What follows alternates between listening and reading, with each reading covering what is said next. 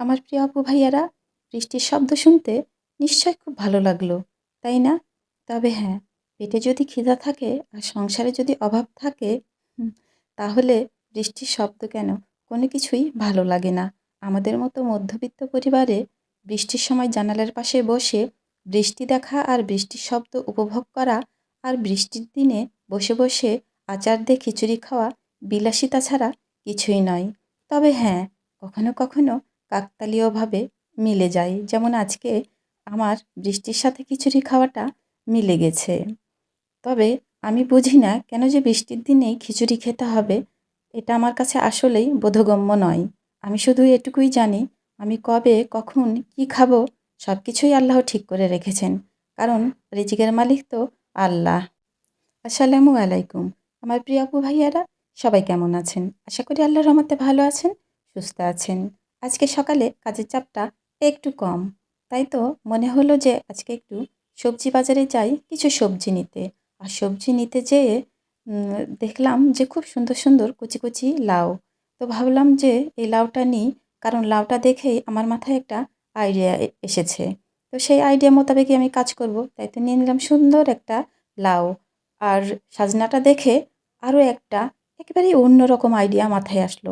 তাই তো অল্প একটু সাজনাও নিয়ে নিলাম, কিছু কাঁচামরিচ, লেবু এগুলো নিয়ে চলে আসলাম বাড়িতে। এসে বাজার কিন্তু আগেই করেছি, তারপরে কিন্তু এসে খিচুড়ি খেয়েছি। তো যাই হোক, সকালবেলার খাওয়া দাওয়া শেষ করলাম, করে রান্নাঘরে ঢুকেছি। যেহেতু আজকে সকালে কাজের চাপ নেই, তাই তো একটু রিল্যাক্সেই রান্না করতে বসলাম। আগে থেকেই নেওয়া ছিল পটল। সেই পটলগুলো খুব সুন্দর করে ছিলে একবারে চিড়ে চিড়ে গোটা করে রেখে দিলাম। আজকে মাছ দিয়ে পটল রান্না করব। আর লাউটা দিয়ে আমার মাথায় কী আইডিয়া এসেছে সেটা এক্ষুনি দেখাচ্ছি আমার প্রিয় আপু ভাইয়ারা। এই তো আমি পাতিলে দিয়ে দিয়েছি পেঁয়াজ, তেল আর অল্প পরিমাণে মশলা দিচ্ছি। সবগুলোই মশলা অল্প একটু একটু করে দিয়ে পানি দিয়ে মশলাগুলো একটু কষিয়ে নিয়ে দিয়ে দিলাম লাউ। আর লাউ তো আমরা সাধারণভাবে এমন করেই রান্না করি। আর লাউটা খেতে যেহেতু খুবই ভালো লাগে, তো আর আজকে আমি মাছ রান্না করছি, তাই তো লাউয়ের সঙ্গে আর মাছ দিব না, অন্য কিছু দিব। তো হতে থাকো এদিকে লাউ, আর এদিকে যেহেতু মাছ ভাজা হয়ে গেছে, এখন আমি মাছটাও রান্না করে নিব। আমি কিন্তু একসঙ্গে এদিক সেদিক কাজ করে বেড়াই। দেখা যাবে যে এইগুলো এইদিকে রান্না করছি, হয়তো ৫ মিনিট আমার সময় আছে হাতে, এখানে দাঁড়িয়ে থাকতে হবে না, তখনই আবার বসে যাব অন্য কোনো কিছু কাটাকুটি করতে। আমি এরকম করেই রান্না করি। একবারে সব কিছু গুছিয়ে আমার রান্না করতে বসা একেবারেই হয় না। আমার অনেক সুন্দর সুন্দর আ মিষ্টি মিষ্টি প্রিয় অপুরা আছে, তারা সব কিছু সুন্দর করে কেটে কুটে গুছিয়ে তারপরে রান্না করতে বসে। আমার কিন্তু একদম এটা হয় না। আমি একেবারেই এইসব দিক থেকে অগোছালো।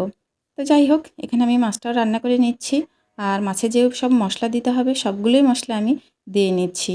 আর এভাবে মশলা দেওয়ার কথা বলাই আর কি আছে। আমার সব প্রিয় আপুরা আমার চাইতে অনেক সুন্দর সুন্দর মিষ্টি মিষ্টি প্রিয় আপুরা খুবই সুন্দর করে রান্না করতে জানে। আমি তো জানি, তাদের ভিডিওগুলো আমি দেখি, যদিও মনোযোগ দিয়ে দেখতে পারি না, কারণ আমি যখন কাজে বের হই তখন আমার হাতে তো ফোন থাকেই।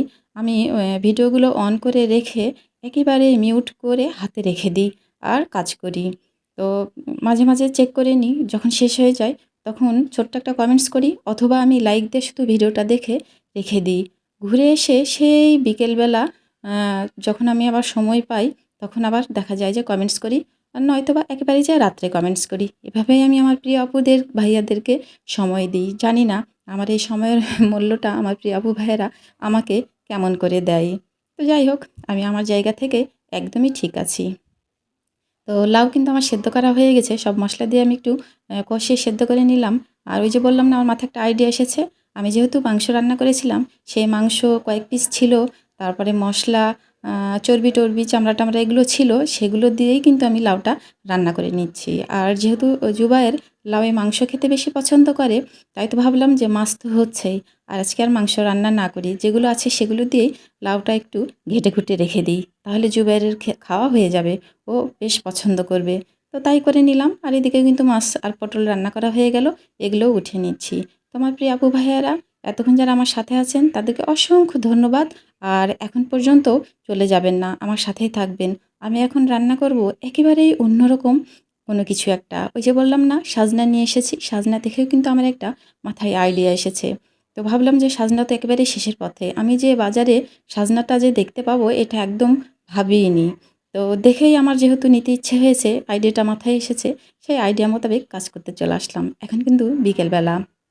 ওই যে আজকে কাজের চাপটা কম ছিল সারাটা দিনই, তাই তো বিকেলবেলা চলে আসলাম আমার আইডিয়াটা একেবারেই কাজে লাগাতে। কারণ আজকে সময় পাচ্ছি, আগামীকালকে যদি সময় না পাই, তাই তো ঝটপট চলে আসলাম আবারও রান্নাঘরে।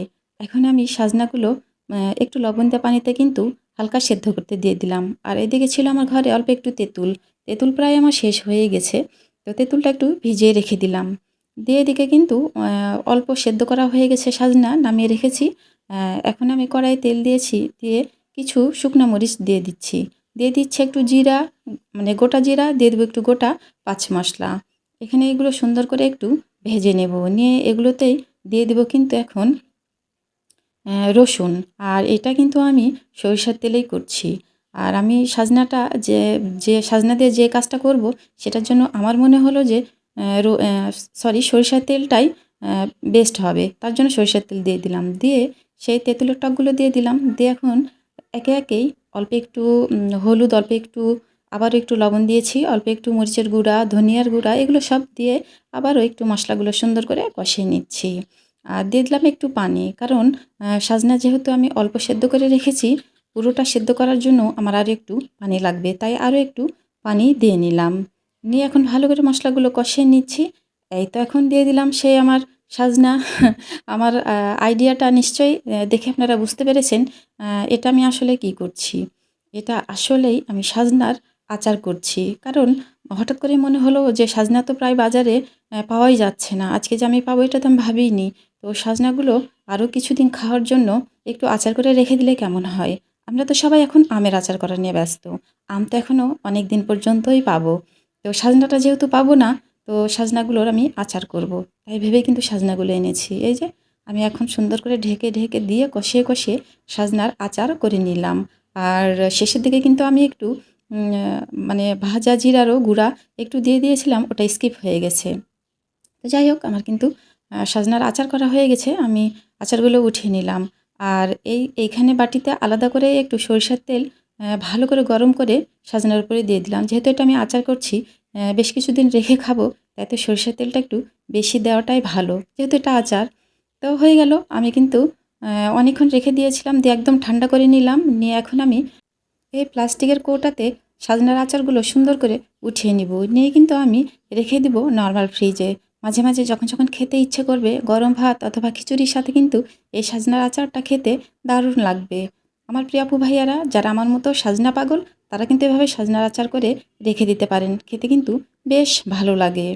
তো আমার প্রিয় আপু ভাইয়ারা, জানি না এখন পর্যন্ত কে আমার সাথে আছেন। তারপরেও সবাইকে অসংখ্য ধন্যবাদ ও ভালোবাসা। আজকের ভিডিওটা এখানেই শেষ করব।